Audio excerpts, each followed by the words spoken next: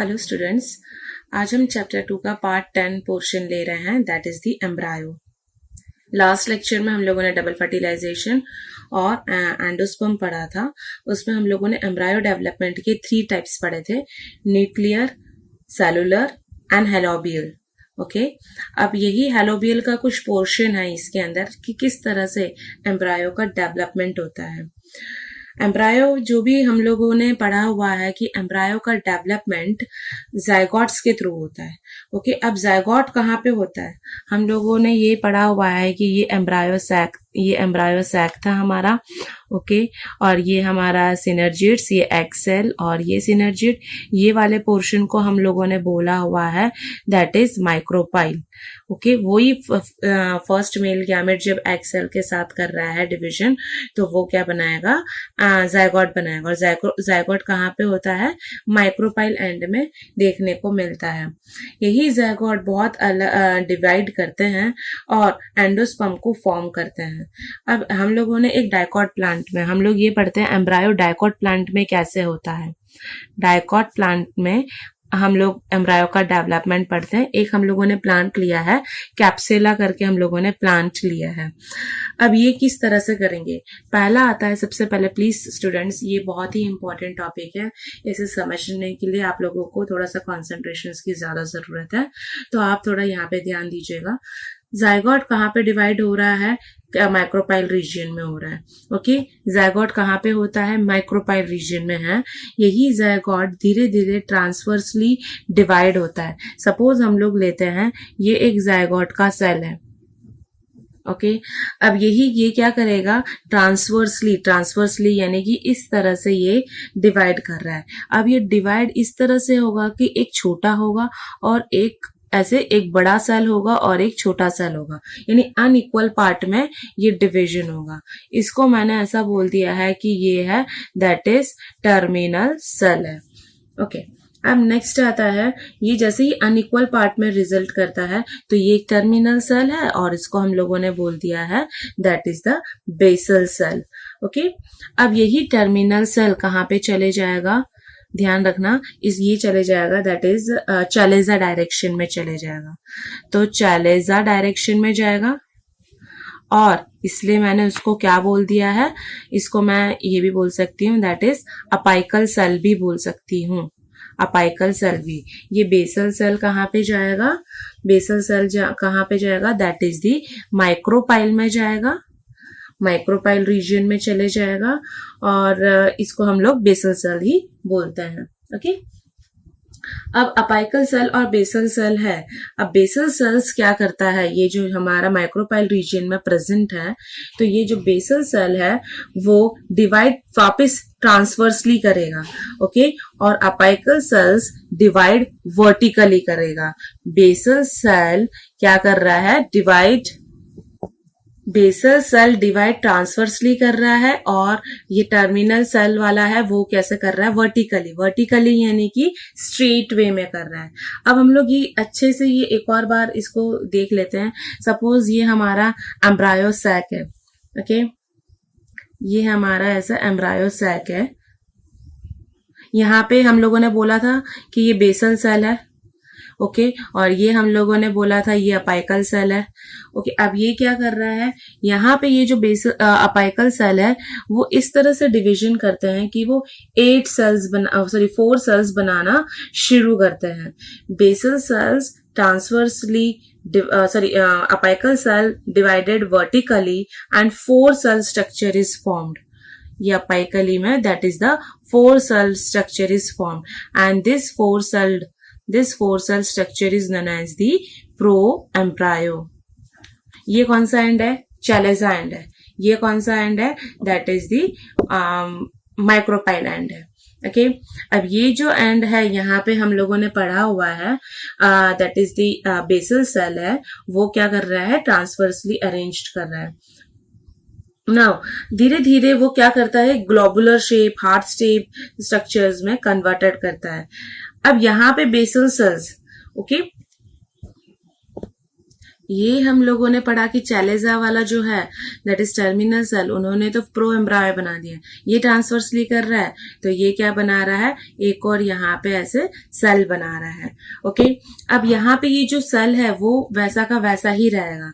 ये वाला जो सेल है वो बहुत ही ज्यादा और डिवीजन करके एक कितना ट्रांसवर्सली डिवीजन करेगा और इस तरह से करीबन 20 to 25 सेल्स इस तरह से बनाना शुरू कर देगा और that is the filamental structures बनाएगा। और यही स्ट्रक्चर्स को हम लोगों ने क्या बोल दिया है, दैट इज ये यहाँ पे इस तरह से स्ट्रक्चर बना रहा है और ये वाला जो स्ट्रक्चर है उसको हम लोगों ने बोला है सस्पेंसर। ओके, अब ये जैसे ही सस्पेंसर का डेवलपमेंट होता है, एम्ब्रायो डेवलप करता है अपाइकल सेल से। अब ये सस्पेंसर से ये इधर से अटैच हो जाएगा, ये इसको खींच लेगा और कहाँ पे लेके आ जाएगा, यहाँ पे सेंटर मतलब एम्ब्रायो साइड के सेंटर पोर्शन, मिडल पोर्शन में लेके आ जाएगा। द लार्जर जो सस्पेंसर का जो लार्जर सेल है यहाँ पे जो अपाइकल सेल से कॉन्टैक्ट है उसको हम लोगों ने बोला हुआ है दैट इज हाइपोफाइसिस। इसको हम लोगों ने बोला हाइपोफाइसिस। एक बार फिर से हम रिवाइज करते हैं। हम लोगों को पता है कि माइक्रोपाइल रीजन में जायगोट फॉर्म्ड होता है। जायगोट क्या कर रहा है, वो 2 अनइक्वल पार्ट्स में डिवाइड कर रहा है। जो छोटा है वो है टर्मिनल, जो बड़ा है वो है बेसल। बेसल माइक्रोपाइल में जा रहा है, टर्मिनल सेल्स चैलेजा डायरेक्शन में जा रहा है। वो वर्टिकली डिविजन करेगा, ये ट्रांसवर्सली डिविजन करेगा। यहाँ पे ये जो टॉप रीजन में है वो 4 सेल्स बनाता है, उसे प्रो एम्ब्रायो बोला है। और ये जो ट्रांसवर्सली करके उसने 2 सेल बनाया, एक वैसा का वैसा रहता है, एक आगे सक्सेसिव डिवीजन करके करीबन 20 to 25 सेल्स बना के वो एक सस्पेंसर बनाता है और इसी अपाइकल सेल के साथ वो अटैच्ड होता है। ये जो अटैच करने वाला सेल है वो है हाइपोफाइसिस। ओके स्टूडेंट्स, यहां तक आप लोगों को समझ में आया? देखो ये स्टूडेंट्स, ये कौन सा है, that is the chalaza and, और ये है माइक्रोपाइल। हम लोगों ने पढ़ा है कि ये क्या है, हाइपोफाइसिस है। ओके, ये है हाइपोफाइसिस। ओके, ये बेसल सेल्स है, ये अपाइकल सेल है। अब ये क्या कर रहा है, ये जो अपाइकल सेल है वो वर्टिकली फिर से डिवीजन कर रहा है। वर्टिकली डिवीजन करने के साथ साथ वो राइट एंगल में ये इस तरह से डिवीजन करता है। किसके राइट एंगल से, फर्स्ट डिवीजन। ये हुआ डिवीजन तो 4 सेल बनाया। अब इसी के 4 सेल से राइट एंगल में वो डिवीजन करता है तो वो दूसरे क्या बना रहा है, 4 सेल्स बना रहा है। ओके, इस तरह से ये और 4 सेल्स बनाएगा। फिर दूसरा सेकेंड डिवीजन होगा तो इन लोगों का राइट एंगल, तो इस तरह से ये डिवीजन कर रहा है। तो ये इस तरह से जो डिवीजन कर रहा है तो कुछ 4 ऑक्टेट यानी कि टोटल वो क्या बना रहा है, 2 ऑक्टेट। ऑक्टेट यानी कि दैट इज द 8 सेल्स। तो 8 सेल्स यानी 2 ऑक्टेट वो बना रहा है। तो जो एंटीरियर ऑक्टेट है, ऑक्टेट यानी 8 सेल्स, तो एंटीरियर यानी आगे वाला, तो चैलेजा एंड ये है that is the chalaza end. Okay, और ये है दैट इज माइक्रोपाइल एंड। अब यहाँ पे एक फर्स्ट ऑक्टेट यानी कि that is the anterior octet आ रहा है और यहाँ पे आ रहा है दैट इज पोस्टीरियर ऑक्टेट। ये जो पोस्टीरियर ऑक्टेट आएगा that is the anterior octet आएगा, वो क्या देता है, शूट सिस्टम देता है, शूट एपेक्स देगा। ओके, शूट एपेक्स यानी कि यहां से ये हम लोग बोल सकते हैं एपिकोटाइल। ओके, अब root apex that is the hypophysis, यहां से क्या आना शुरू हो जाएगा, हम लोगों का रूट पोर्शन। तो पोस्टीरियर ऑक्टेट क्या दे रहा है, रूट कैप दे रहा है, दैट इज हम उसको बोलेंगे हाइपोकोटाइल। ओके, यानी ये क्या दे रहा है, रेडिकल पोर्शन दे रहा है। ये क्या दे रहा है, that is the plumule portion दे रहा है। ओके, अब ये जो मिडल वाला पोर्शन है ये पूरा क्या हो जाएगा, ये सारा रेडिकल पोर्शन में आ जाएगा। That is the hypocotyl. Hypophysis से ये जो निकल रहा है hypocotyl and the central region of the radicle develop from this octant and the peripheral region of the radicle and root cap of embryo will develop from the hypophysis. तो ये radical का आजू बाजू का जो भी पोर्शन है, root cap है, वो हाइपोफाइसिस डेवलप करता है। तो याद रखना, हाइपोफाइसिस क्या करता है, that is root cap produced करता है। तो ये था आज हमारा ये एम्ब्रायो वाला टॉपिक। ओके स्टूडेंट्स, तो इसके रिलेटेड मैंने कुछ लिखा हुआ है, वो आप प्लीज नोटबुक में विथ डायग्राम उसको नोट डाउन कर सकते हैं।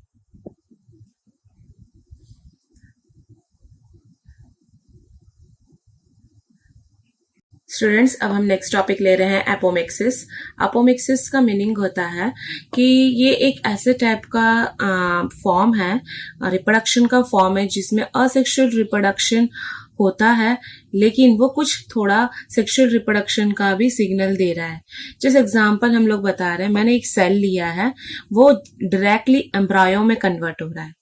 इट मीन्स हम लोगों को पता है कि कोई सेल होता है, मेल एंड फीमेल होगा, फिर वो फ्यूज्ड होगा, फ्यूज्ड होने के बाद वो एक्सेल्स के साथ syngamy, triple fusion, fertilisation and then embryo is formed. यहाँ पे ऐसा कोई स्टेप नहीं है, डायरेक्टली वो सेल क्या बना रहा है, एम्ब्रायो। सेल डायरेक्टली एम्ब्रायो बना रहा है, that is the asexual reproduction.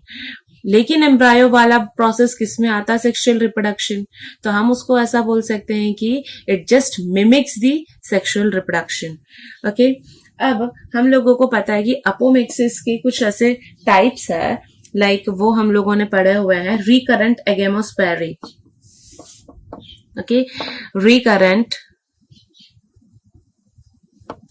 Recurrent एगेमोस्पोरी, ये क्या है मैं अभी आपको समझा रही हूँ। रिकरेंट एगेमोस्पोरी के अंदर दो मेजर टाइप्स आते हैं, एपोस्पोरी एंड द डिप्लोस्पोरी। ओके, अब एपोस्पोरी एंड डिप्लोस्पोरी मैंने आप लोगों को पहले बताया कि कोई एक सेल है, वो डायरेक्टली एम्ब्रायो में डेवलप कर रहा है। एपोस्पोरी यानी लाइक न्यूसेलस क्या कर रहा है, डायरेक्टली वो डिप्लॉयड एम्ब्रायो सैक बनाता है। एम्ब्रायो सैक के अंदर हम लोगों ने पढ़ा हुआ है कि एग एपरेटस, पोलर न्यूक्लियर और एंटीपोडल सेल्स होते हैं।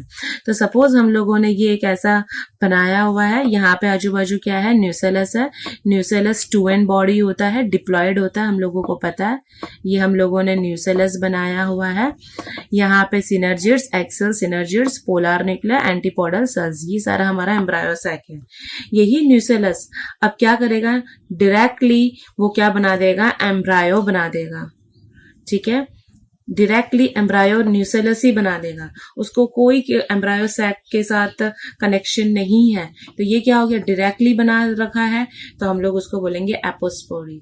वैसे ही स्टूडेंट्स, डिप्लोस्पोरी में क्या होता है, MMC that is the megaspore mother cells, वो भी क्या बना रहा है, डायरेक्टली डिप्लॉयड एम्ब्रायो सेक बना रहा है।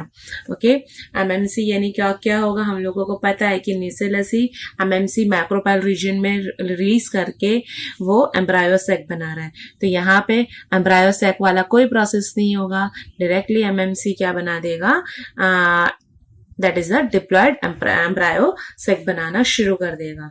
तो ये था हमारा ये एपोमिक्सिस में। उसी का एक थर्ड पोर्शन आता है, उसी का थर्ड पार्ट है एडवेंटिव एम्ब्रायोनी, यानी कि ऐसे सेल्स जो डायरेक्टली एम्ब्रायो बनाते हैं, पर कैसे, एक्सेप्ट एक्सेल।